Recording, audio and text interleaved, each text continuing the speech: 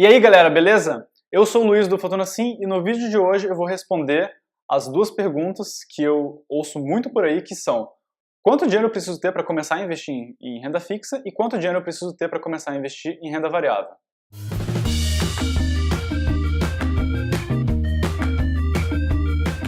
Basicamente, para você investir em renda fixa, você não precisa ter muito dinheiro. Você pode começar a investir com R$1, sei lá, com um valor muito baixo. Tem alguns CDBs que oferecem um valor de entrada muito baixinho, tipo R$1 mesmo. O CDB do Banco Sofisa é um exemplo.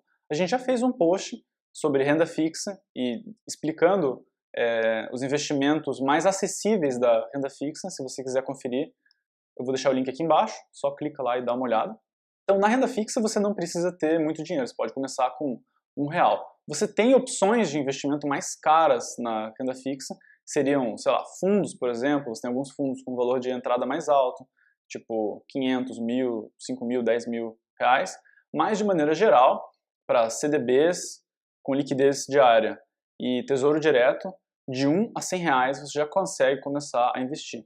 Então você não precisa ter muito dinheiro para começar a investir em renda fixa. Isso já está bem batido. A renda fixa é super tranquila, é a porta de entrada e você deve dar sim atenção à renda fixa e dedicar um tempo para você construir uma carteira de renda fixa antes de você pensar em ir para a renda variável.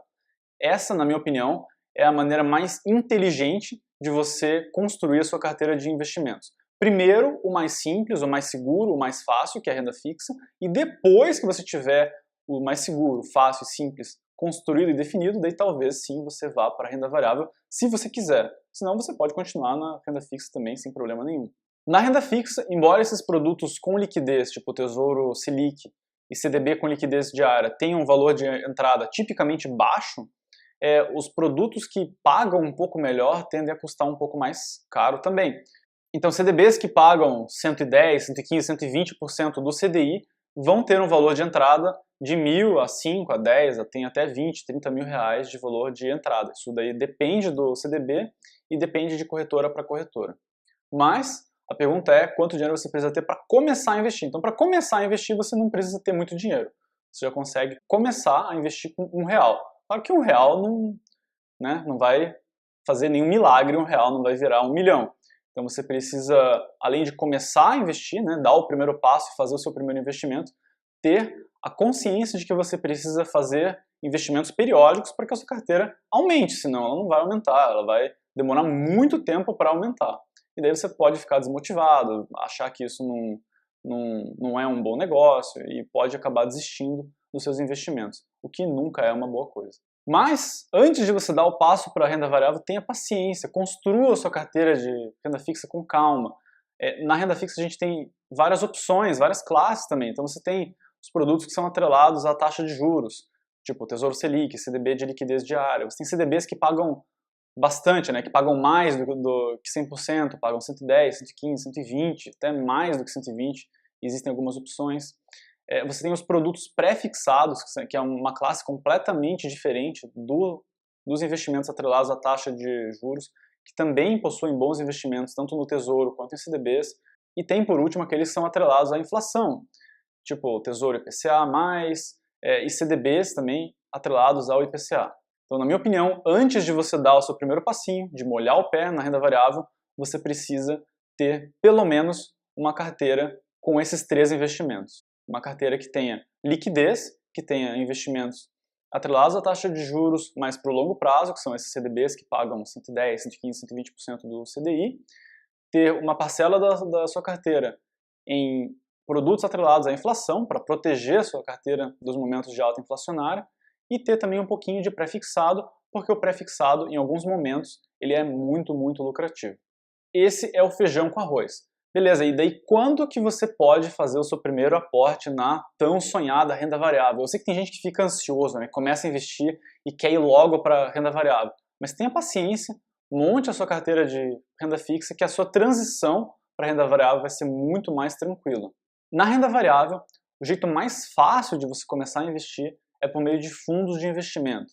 Então, fundos de investimento a gente tem para a renda variável os fundos de ações, que investem principalmente em ações, os fundos cambiais, que investem principalmente em câmbio, ou seja, dólar e euro, basicamente. E você tem os fundos multimercado, que daí é uma classe à parte que, de maneira geral, investe de uma maneira diversificada, então da maneira que você espera que a sua carteira seja, com produtos de renda fixa, produtos de renda variável, balanceado, né, de uma forma equilibrada. Mas deve-se tomar cuidado com os fundos multimercado, porque alguns fundos multimercado têm características de renda variável com uma carteira concentrada. Então, alguns fundos multimercado podem investir, por exemplo, em ativos no exterior. E esses fundos, eles vão concentrar a carteira, praticamente 100%, em ações no exterior. Então, na realidade, a sua carteira vai estar concentrada em ações. E daí, a consequência disso é que ela não vai ter esse comportamento que você espera, né, de fundos multimercado, que é essa curva de crescimento equilibrada, né, que você tem um bom retorno, mas que você não sofra perdas muito grandes. Nos fundos de investimento, que são, na minha opinião, a maneira mais fácil de você entrar no mercado de renda variável, você tem o investimento mínimo que varia de 5 mil até 50, 100, 300 mil reais. Então, de maneira geral, a partir de 5 mil reais você já consegue ter acesso a bons fundos de investimento. Isso não quer dizer que se você tiver 5 mil reais agora, que você deva investir os seus 5 mil reais em fundos. Antes de você investir em fundos, você precisa necessariamente seguir o conselho do tio Luiz e ter uma carteira de renda fixa. Isso vai fazer com que você durma muito melhor, com que você tenha muito mais tranquilidade e confiança na hora de fazer os seus investimentos. E quanto que você precisa ter antes de começar a investir em renda variável? É claro que isso depende do seu perfil de investidor. Então, se você gosta de risco e gosta dessas oscilações que podem ser muito assustadoras do mercado, não sei como que alguém pode gostar disso, né? Mas se você gosta muito disso e de viver perigosamente, você pode alocar um percentual maior para a renda variável, talvez muito maior, talvez até 100% se você for bem louco, né? Bem fora da casinha. Mas uma pessoa normal, uma pessoa que tenha um perfil de risco mais ou menos semelhante com o meu, com o da Isa, deveria, talvez, começar a pensar em investir em renda variável a partir do momento que a pessoa tem pelo menos 50 mil reais em renda fixa. Esse é um número, tem muita gente que vai discordar, que vai falar que depende de pessoa para pessoa. Então, digamos que você tenha 50 mil reais em renda fixa, você tenha lá a sua carteira de renda fixa bem estruturada, tal. Você tem 50 mil investido em renda fixa, você está feliz com esse percentual e agora você quer investir em renda variável. Aí você economiza, junta um dinheiro lá do seu trabalho, você economiza 5 mil reais e você decide investir em um fundo de ações boladão, top das galáxias lá, que vai ganhar muito dinheiro. Só que o que acontece? Exatamente no momento que você investe, esses 5 mil reais é o topo histórico da bolsa. E a partir daí vem uma grande crise e você só perde dinheiro. E essa crise leva o seu fundo a desvalorizar 50%. Nesse momento, a sua parcela de renda variável vai ter caído de 5 mil para 2.500. Mas você ainda tem a renda fixa. Essa perda representa aproximadamente 4,5% do seu patrimônio, o que é relativamente pouco, né? Você pode contestar, dizer que você acha que é muito e tal, mas aí vai depender de pessoa para pessoa. Por exemplo, aqui, vamos dizer que seja pouco, 4,5%. Seja uma coisa bem tolerável.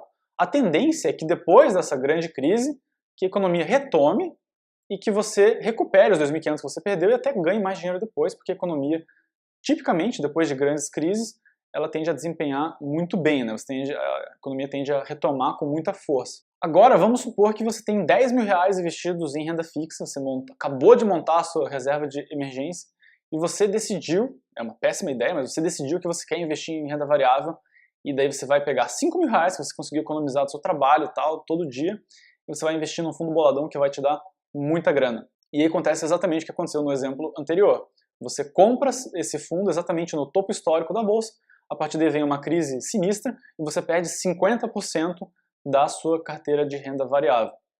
Só que agora, esses 50% que você perde da renda variável, esses 2.500 reais, representam um percentual muito maior da sua carteira, porque você tinha 10 mil da renda fixa, mais 5 mil que você investiu em renda variável. Então, enquanto no exemplo anterior você perdeu mais ou menos 4,5% do seu patrimônio, nesse caso você vai ter uma perda de 17% do seu patrimônio, aproximadamente, tá? Mais ou menos. Percebe a diferença? Você tem uma perda de praticamente 20% do seu patrimônio, enquanto que no outro caso você tem uma perda de nem 5%. Essa diferença, ela pode não parecer significativa. Você pode achar, eu sei, você pode achar que 16% você consegue encarar numa boa e que não é tão ruim assim. Mas acredite em mim, nos momentos de crise, as notícias são só notícias ruins, parece que o mundo vai acabar, que a economia não vai se recuperar nunca mais, que não vai mais sair dessa e que você só vai perder dinheiro e que os 2.500 que sobraram você vai perder esses 2.500 também. Enfim, em época de crise, as notícias são só ruins e você fica com um mindset totalmente negativo, achando que você vai perder tudo e tal. Esses 16% não parecem muito agora, mas em uma crise, 16% podem sim representar um percentual suficiente para que você desista da renda variável. E esse não é o objetivo. O objetivo de você montar uma carteira equilibrada é ter tanto renda fixa quanto renda variável de uma maneira consistente, sustentável, de forma que no longo prazo você tenha bons retornos sem essas perdas muito grandes do seu capital. Esse valor de 50 mil reais, assim, tendo em vista o valor mínimo de entrada dos fundos que eu conheço, dos bons fundos que eu conheço, é assim o mínimo que eu recomendaria alguém ter em renda fixa antes de fazer o primeiro investimento em renda variável. É claro que isso pode mudar de pessoa para pessoa, você pode ter uma visão completamente diferente da minha, pode querer investir em renda variável antes para ganhar mais dinheiro mais cedo, mas se você quer ter uma paz de espírito, se você quer ter bom sono à noite, a minha recomendação é que você tenha pelo menos 50 mil reais em renda fixa antes de dar o seu primeiro passo na renda variável. Ter esse colchão de renda fixa vai ajudar muito você a não sair da renda variável, porque esse é o grande desafio. As estatísticas da bolsa são assustadoras, as pessoas entram na bolsa e a maioria sai, porque a maioria sai com medo, a maioria investe mais do que é propício, mais do que é recomendável.